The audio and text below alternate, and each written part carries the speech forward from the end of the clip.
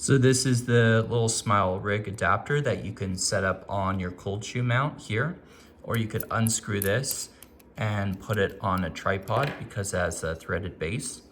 So this has a ball here, so you can loosen that and adjust this if you want it at any angle, or drop it sideways if you're trying to shoot vertically, or just sight vertically. And then at the top, this tightens down onto a light, mic, camera, anything else you want to attach to this.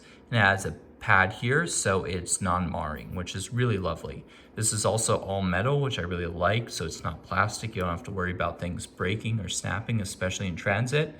And it's pretty heavy duty, so I use this a lot with my tripod setups, with lighting and mics and things like that, when I want to adjust the direction that something's facing more than the tripod offers. I really like this adapter from SmallRig and highly suggest check it out.